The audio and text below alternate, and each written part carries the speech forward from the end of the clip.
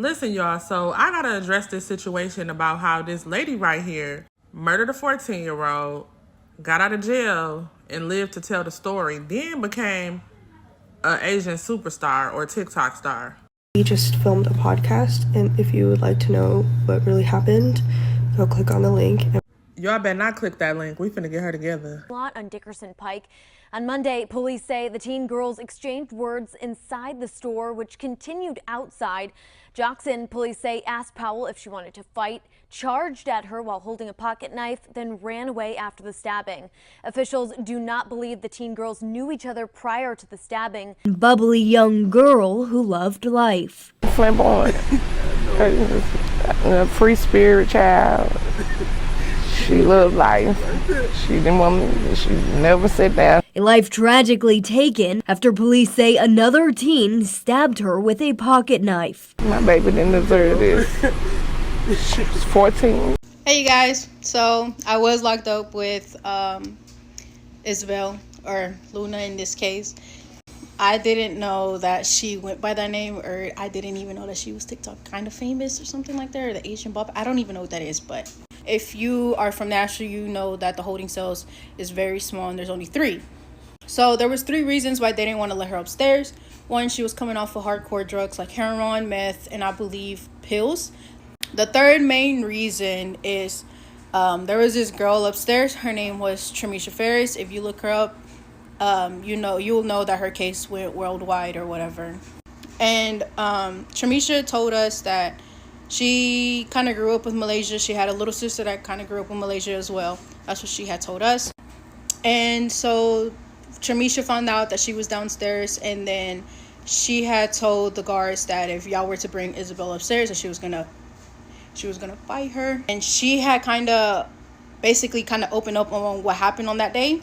Mind you, she had told us a different story from what the police report is saying, or from what everybody else is saying. So please do not come after me, just telling you what she had told us. She had told us that night, when everything had happened, that she was in Walmart with her group of friends and Malaysia was with her group of friends, and Isabel and her group of friends were stealing. And Malaysia and her friends cracked the joke. I don't think it was specifically Malaysia that cracked the joke, talking about some, ooh, she's stealing. If you know that Vine, then you know that Vine. And I did watch the podcast. I heard what she said. What she was saying on the podcast was not true, and it was kind of pissing me off, because it's like the simple fact that you're coming on this platform and you're sitting here lying. And I'm just so glad that she came across the right person, because I will air it all out, because what you told us was something different, Isabel. How many girls were jumping you while your friends stood by and watched? I think I remember there being 4 of them. So there were 5 people in their group originally, I think. Mm-hmm. And then the 4 girls came and jumped me. Everything, and Malia was in the back seat with a child, with an infant. Yeah, Izzy, I'm talking to you if you ever see this video. Yeah, you know who I am. But she had told us that when she went outside, Malaysia and her group of friends had followed her, and when they had followed her, they had got to arguing outside. Originally, it was Malaysia's friend that was arguing with Izzy. This is what Izzy had told us. Apparently, one of Malaysia's friends was supposed to fight Isabel. It wasn't Malaysia that was supposed to fight Isabel. And that's what Isabel had told us. She had told us before they had got the fight in, it was a homeboy that gave her the knife. And she was fidgeting with the knife, and she didn't know that the knife was open. And that's when everything had happened. She basically had blacked out. That's what she told us. She didn't tell us that she got jumped. She didn't tell us that she got hit with the Walmart shopping cart. There was no type of tears coming down her face at all. So it was pissing me off the way she was just capping on the freaking podcast. Like, why are you on here lying, Isabel? And she told us that when she ran away, if you knew Isabel before, she had really long hair. It was to her waist. And she told us when she had got home, she told her dad what happened. She cut her hair. She dyed her hair. And her dad told her that we can book you a plane ticket back to your country. So one day she grabbed the toothbrush. She took it outside. Mind you, the rec yard is concrete. So she started sharpening the toothbrush on the concrete, and she made it into a little shank. Back then, she used to grab the bugs as well. that she will find outside in the rec yard. She'll bring it upstairs and she will have it in a container for like 3 to 4 days until the bug dies, and she will dissect them in the cell as well. She would also listen to hardcore metal. She used to stay up all night because she could not sleep, because she would see the girl that she was weird. I can't, like, you just can tell she was thrown off. And she started to do OF when she first got out of jail. She was on probation for 6 months.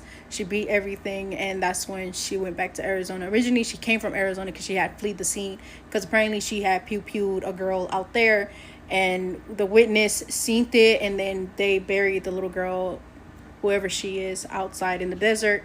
And that's when she fled Arizona, and then this altercation happened down here, and then she was getting death threats. I kid you not, like, Malaysia's brother, before he passed away, used to wait outside and write big signs, "When I catch you, it's up there," and stuff like that. So she left Tennessee. We just want to start this video out saying rest in peace to Aaliyah Powell. So we both knew Izzy when we were really young. The way I met her was through my ex-best friend. Izzy was willing to give us money for free. We just needed to show up.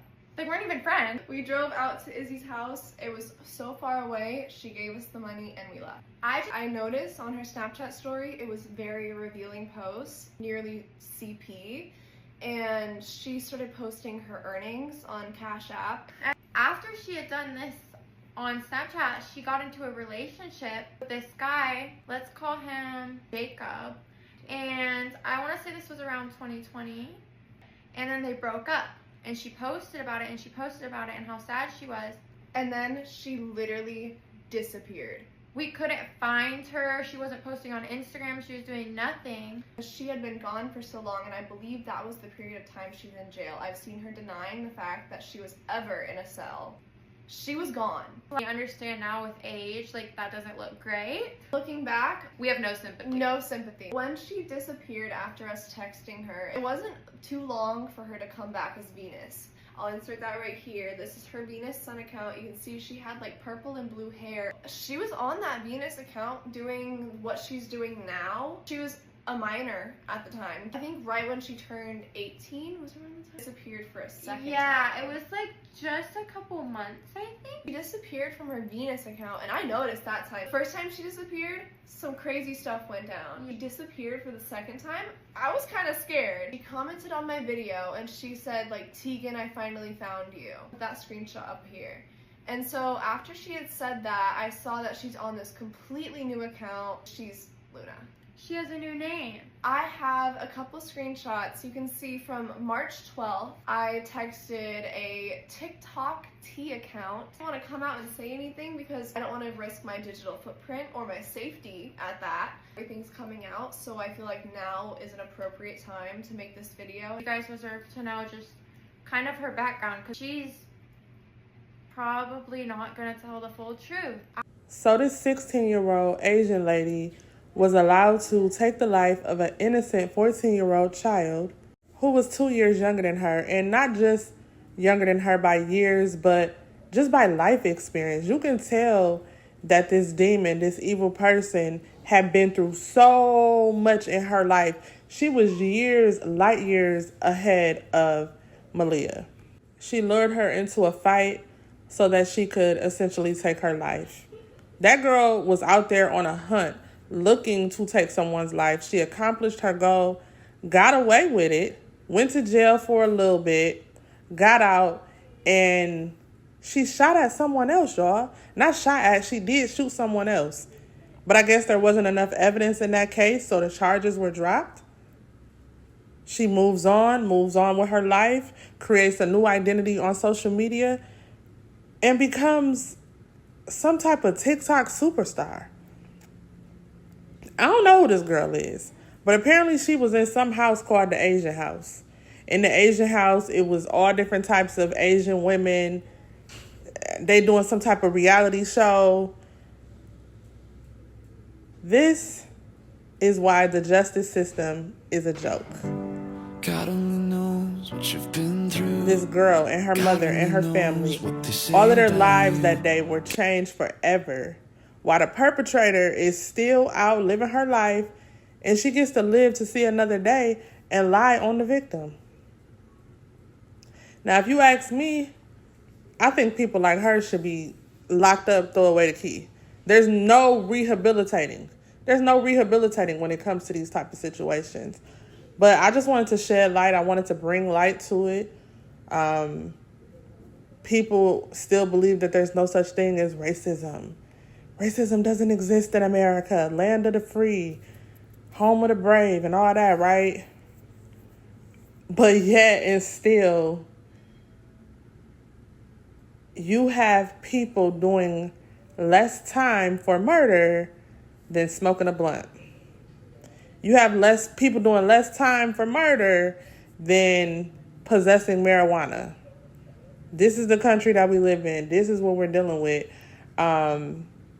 Whatever y'all do, if y'all decide to go to that girl's page, do not click that link. She's trying to make money and profit off of this situation. We don't want to give her no light. We don't want to give her no airtime. I do want to spread awareness so that things like that don't happen again. It's your girl, Receipts with Rail. I'm working on a few more documentaries for y'all. I got the documentary for Maya Campbell dropping tomorrow night. I got another documentary that I'm going to re-release for Tierra Marie because y'all didn't check that one out. I need y'all to go and check that one out. We got a whole bunch of topics on the way, so y'all stay tuned.